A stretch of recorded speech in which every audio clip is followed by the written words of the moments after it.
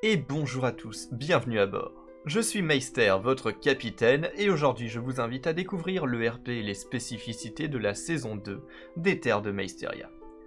Avant tout, récapitulons la saison 1. C'était dans Vanilla, nos joueurs découvraient la 1.19, le serveur était ouvert au multivers, et là où certains joueurs vivaient paisiblement en ermite, d'autres bâtissaient de petites villes, pendant que la majorité passait son temps à parfaire sa maîtrise des armes dans le monde PvP. De ce que j'ai pu retenir de cette saison, c'est que nos joueurs ont un esprit combatif, très présent, vraiment très présent. Mais également que les events mini-jeux et les quêtes d'aventure leur avaient vraiment plu. C'est pourquoi cette saison 2 sera placée sous l'étendard de l'aventure. Donc voilà, le RP de cette saison 2, ce sera tout simplement des aventuriers qui étaient lassés de leur quotidien et qui ont décidé de partir vers d'autres contrées.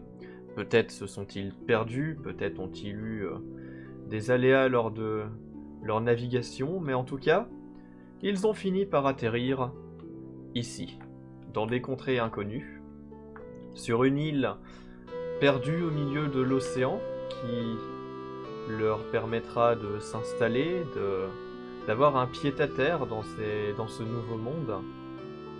Une île qu'il leur faudra peupler, qu'il leur faudra habiter. Donc voilà, bienvenue sur le spawn. Alors le spawn, on va en parler immédiatement.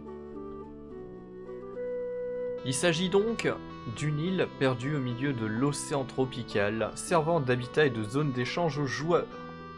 Ils pourront y construire leur boutique et leur maison dans un style architectural qui sera défini lors d'un vote un peu avant la saison, mais on pense actuellement partir sur du pirate colonial. Après, c'est pas définitif. C'est également, du coup, cette île qui sera le centre de toutes les activités, puisque on va y retrouver une waystone à côté de l'endroit où les joueurs vont spawner. Les joueurs spawneront normalement ici. Et cette waystone leur servira de warp vers les terres de l'ouest, du sud, du nord et de l'est, comme à la saison 1 avec le datapack des waystones. Sauf que ici, on a le mode. Également, en plus du warp, ils y retrouveront les villageois custom. Alors villageois custom qui ne sont pas ceux du plugin de la saison 1, étant donné que, comme on est en modé, on n'a pas pu installer de plugin avec les mods.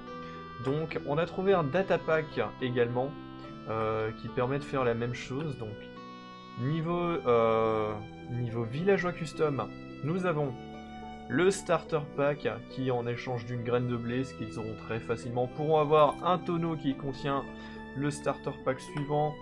On va tout simplement le montrer. Hein, on n'est pas à ça près. Donc le premier starter, le starter pack tout simplement, qui est le suivant donc. Hop, voilà.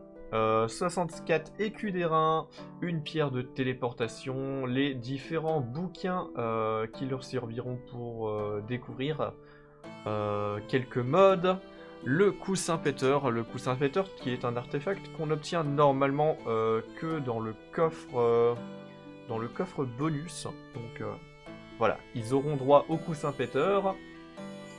Vu qu'il n'y a pas de coffre bonus, ils auront un lit, du stuff en bois basique, un peu de morue crue et enfin un backpack pour commencer leur aventure.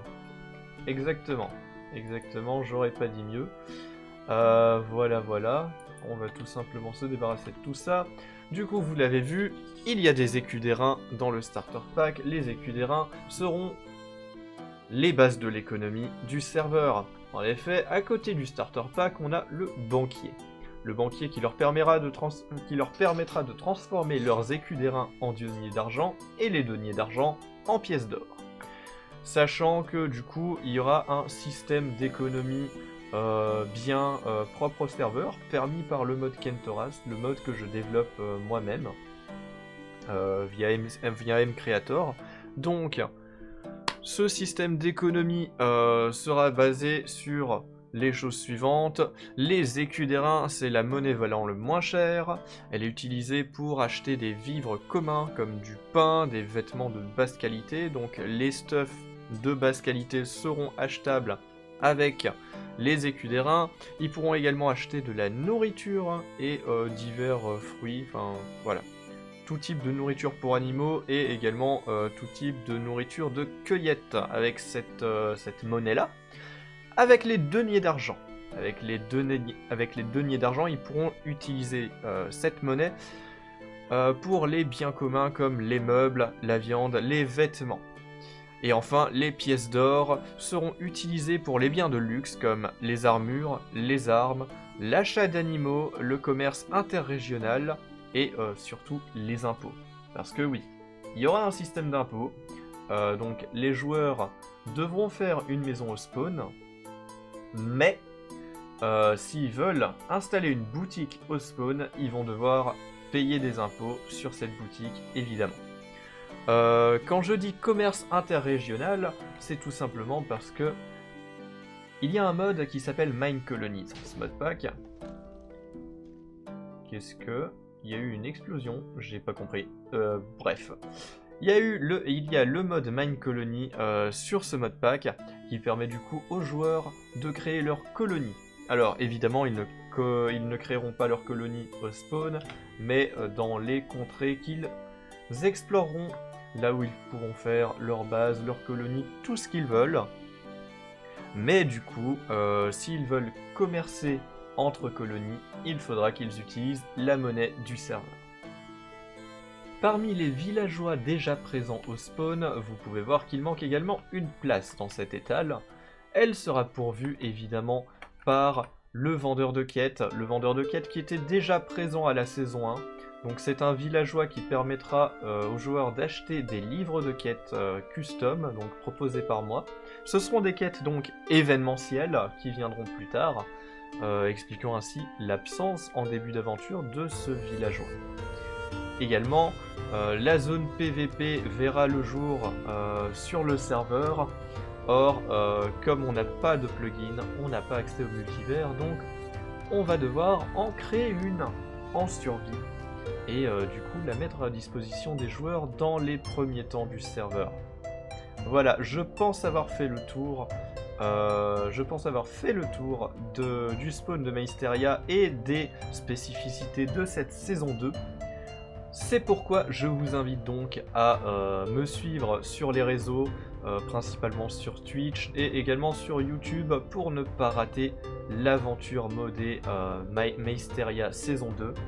Également, vous pouvez aller voir Minoras aussi, qui est une aventure modée prémisse à Mysteria saison 2, puisque je teste en avance le mode pack que j'ai préparé pour cette aventure.